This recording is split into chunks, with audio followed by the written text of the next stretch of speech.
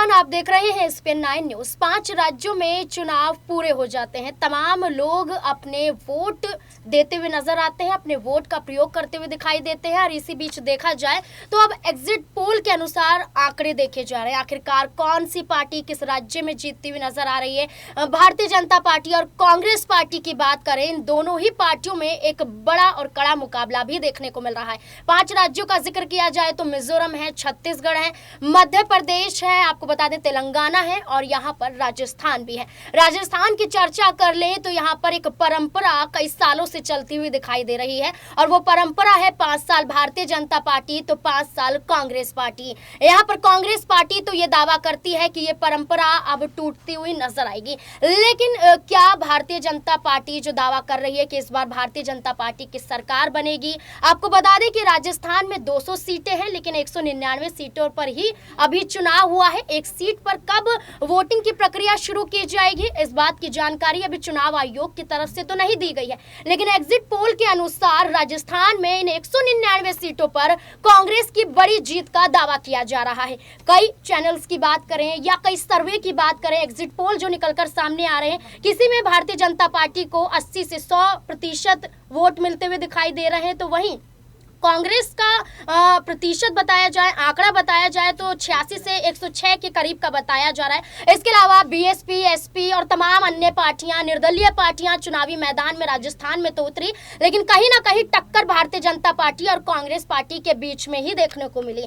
यहाँ पर आपको बता दें, जहां पर 80 और 100 का आंकड़ा बीजेपी को लेकर बताया जा रहा था, तो कहीं वहीं पर यह आंकड़ा बढ़ भी जाता है, कहीं घट भी जाता है। लेकिन बात करें, यहाँ पर 2 चेहरे ऐसे माने जाते हैं जो कहीं ना कहीं भारतीय जनता पार्टी और कांग्रेस पार्टी के लिए एक बड़ी जिम्मेदारी निभा रहे हैं। यहाँ पर सचिन पायलट कांग्रेस पार्टी से और अशोक गहलोत यहाँ पर कांग्रेस से। तो वहीं भारतीय जनता पार्टी की बात करें तो यहाँ पर वसुंधरा राजे को देखा जा रहा है। अब यहाँ पर हमारे साथ दौलत भी मौजूद हो चुके हैं, तो जानने की कोशिश करेंगे जो एग्जिट पोल निकलकर सामने आ रहे हैं, आंकड़े सामने आ रहे हैं जिसमें कांग्रेस पार्टी की जीत का दावा किया जा रहा है, क्या वाकई उनकी जीत यहाँ पर दर्ज होती हुई नजर आती है। दौलत, यहाँ पर राजस्थान की बात करें तो 75% मतदान हुआ है और कहीं ना कहीं सबसे ज्यादा भागीदारी इसमें महिलाओं की भी देखी जा रही है। और महिलाओं का जिक्र किया जाए तो वसुंधरा राजे जो है यहाँ पर उनके पाले में ज्यादातर महिलाओं को लेकर देखा जाता है कि वोट देती हुई नजर आती है, उनको ज्यादा पसंद करते हैं। लेकिन यहाँ पर राजस्थान का जिक्र करें तो यहाँ पर अब कांग्रेस पार्टी की जीत का दावा किया जा रहा है। क्या लगता है एग्जिट पोल और उसके बाद 3 दिसंबर को आने वाले नतीजों में कोई फर्क नजर आएगा, यही आंकड़े रहने वाले?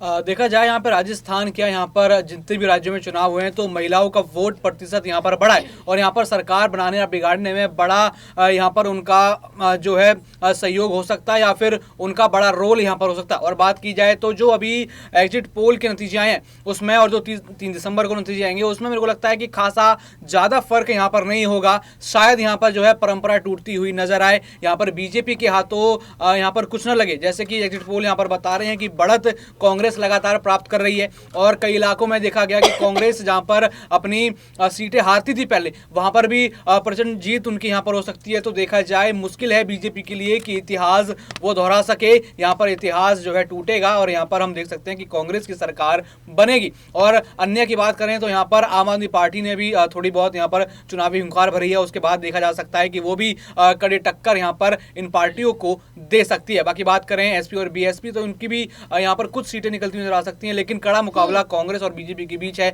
जहाँ पर कांग्रेस देखा जाए तो 3 दिसंबर को बीजेपी को बड़े आसानी से मात देती हुई नजर आ रही है। एक आखिरी सवाल रहेगा सरदारपुरा से। सरदारपुरा जहां पर अशोक गहलोत की सीट कही जाती है और लगभग 2018 से यहां पर वो जीत यहां पर दर्ज करते हुए नजर आ रहे हैं। और वहीं इसी बीच आपको बता दें कि राजस्थान में राज्यपाल कलराज से मुलाकात भी उन्होंने की, ट्वीट के जरिए उन्होंने फोटो भी और कहीं ना कहीं ये दिखाने की कोशिश की है कि कांग्रेस की सरकार बन रही है। अगर कांग्रेस की सरकार बनती भी है राजस्थान में तो क्या अंदरूनी कलह देखने को मिलेगी सचिन पायलट और अशोक गहलोत के बीच में, या फिर सब कुछ सेट हो चुका है, सब कुछ सुलह हो चुका है कि अशोक गहलोत ही दोबारा मुख्यमंत्री बनते हुए नजर आएंगे? जिस कलह की आप बात बात कर रहे हैं, कल तो हमने चुनाव से पहले भी देखी, लेकिन जब चुनाव आए तो दोनों नेता समझ गए कि अभी चुनाव जरूरी हैं और यहाँ पर एक दूसरे का साथ यहाँ पर देते हुए नजर आए। और चुनाव में साथ यहाँ पर देखा जाए तो कहीं ना कहीं बीजेपी के लिए बड़ी शिकस्त यही थी कि यहाँ पर अशोक गहलोत और सचिन पायलट साथ में है। पहले दोनों दूर दूर दिखाई दे रहे थे, यहाँ पर बीजेपी इसका फायदा उठा रही थी, लेकिन अब बीजेपी यहाँ पर इसका फायदा नहीं उठा पाई और इसी वजह से एग्जिट पोल में जो है हैरान कर देने वाले यहाँ पर जो है